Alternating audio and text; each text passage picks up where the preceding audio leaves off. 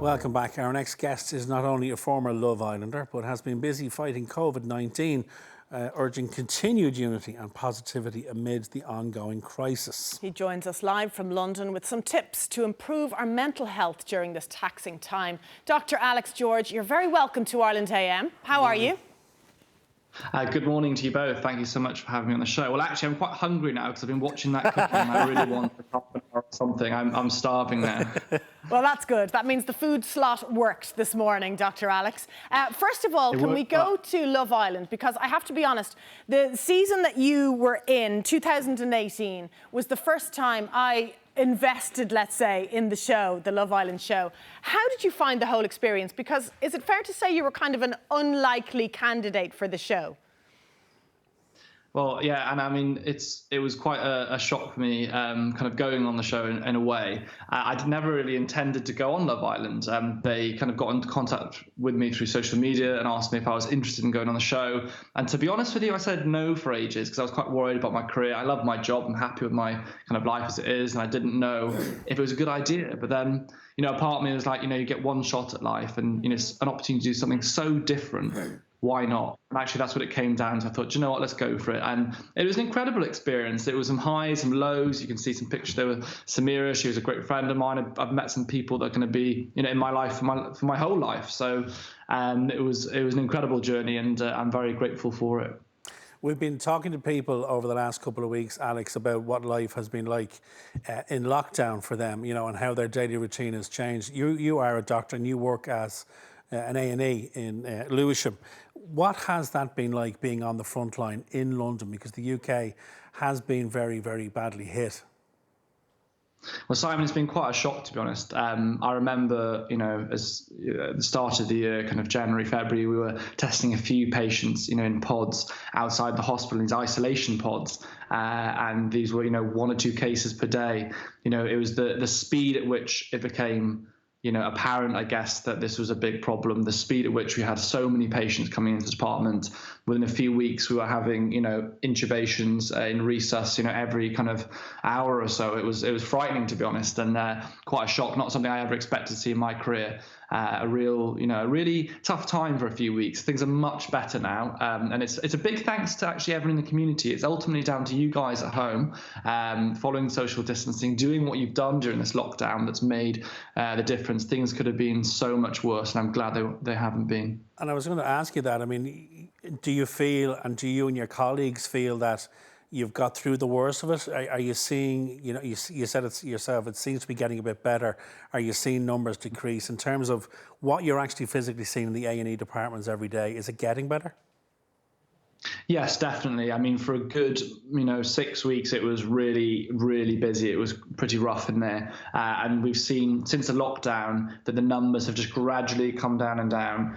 We're seeing less cases of coronavirus. We're still seeing patients with coronavirus. Yesterday on my shift, I saw a couple, but a lot less than we're seeing previously. And actually, we're seeing a bit more of normal kind of cases, if that makes sense. So patients coming in with non-COVID issues, which is more of what we're really used to.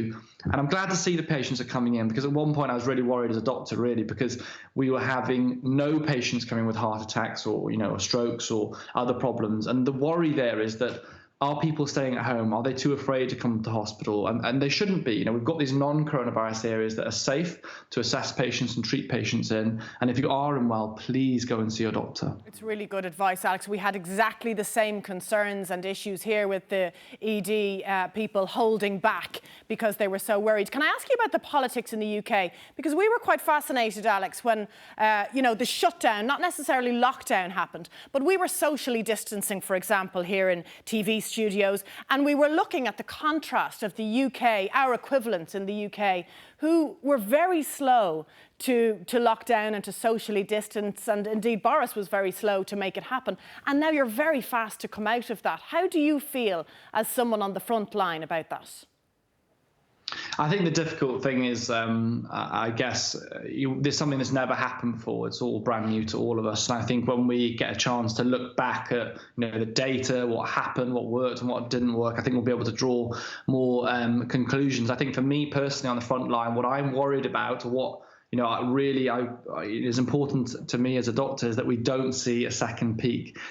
We need to make sure that we take things steadily now over the next few weeks and months to make sure we don't go back to the situation we're in March. Because no one wants that. That was really a tough time. We need to take things steady. We need to make sure this R number, this reproduction number, is kept low, so that the number of cases is dropping and not rising. So we'll see over the next few weeks. My fingers are definitely crossed, and it's down to all of us ultimately to follow these social distancing rules, to be very careful and do our bit. It is, but as you say, you guys are the ones who are bearing the brunt of it, because you're the guys who are dealing with it on the front line, and we are, of course, very grateful for that.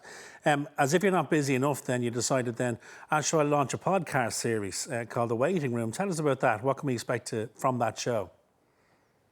So The Waiting Room, my podcast, I kind of came up with the idea that I wanted to kind of spread and share health messaging and information about how to look after your own health. Give people basically the tools themselves, the toolkits themselves, to make informed decisions about their health, to look after themselves, to live happier and healthier lifestyles. And that's why I created the podcast. I answer listener questions each week. I absolutely love doing it, and I've loved having that journey with the community that you have on podcast as well. And we're going to be doing another series very soon as well. This series is going to be focusing on the incredible stories of healthcare professionals around the world, people who have done incredible things in challenging scenarios, and what we can learn from those people and those inspirational stories. So that series will be coming very soon. It's very timely indeed, Alex. The Waiting Room is the podcast. Can I ask you, just as a Love Island fan, certainly of your season, is there anyone you keep in touch with? Who did you create some kind of a bond with in there?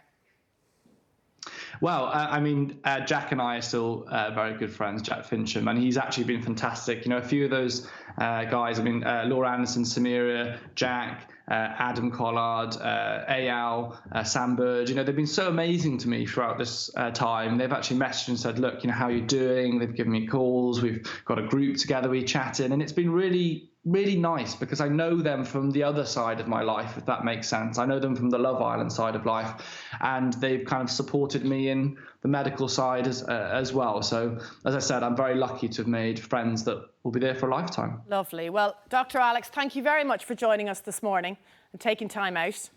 Thanks, Alex. Thank you so much for having me on the show, and stay safe. Stay safe. Thank you. Now, you can check out Alex's YouTube channel at Dr. Alex George and listen to the podcast The Waiting Room on Apple and Spotify. Or you can catch up on the series 4 of Love Island, which is currently airing right here on Virgin Media, 2 every night at 9. Oh, there you go. You there can you start it all, what Simon, a nice man. from scratch. Isn't he lovely? Very nice man. Really nice. Really Very nice lovely, man. yeah. Now, coming up tomorrow morning, we'll be looking at how COVID-19 could affect your chances of getting on the property ladder and what impact it's likely to make on the housing market. And I'm back in the kitchen, and this time there's a chicken Caesar salad on the menu. Yes, that's Good right. choice, I said Simon. salad. Do you know how to spell it? It's a big salad, though. When you're ready, Ed. All right, yeah. OK, now, after a busy few years, touche, on stage and screen, actor Johnny Ward has ditched the booze for a brand new fitness regime, and he'll be telling us why. All of that plus the news, sport, weather, full newspaper review and a preview of the best on telly during isolation this week. And we're back here in the morning at 9. Thanks, Mil, for your texts. Lots of you getting in touch and telling us where in the country you'd love to visit once we're allowed. A lot of people saying Donegal would be magnificent to visit. West Cork is right up there as well, isn't it? Yes. As one of the favourite holiday spots in Ireland. Dan is saying, and something actually that Sheila echoed, she speaks so beautifully in general, but Dan is saying, I think the pandemic has forced us to take a step back and appreciate the country that we're living in, which I think is lovely, because she was saying just enjoy the small things, the feeding the ducks. Jerry Slow said down. he's planning to go surfing in Lahinch when all this is Oh, fab. That'd be great. Yeah, you Surfing. can socially distance. Yes. Absolutely. Exactly. Quite a good sport, actually, isn't it, for social distance? It's very hard on your back, I find. Don't really, Yeah, If I you can find- get up on the board, I it's get a great I sport. get a twinge sometimes. Simon the Surfer. Have a good day.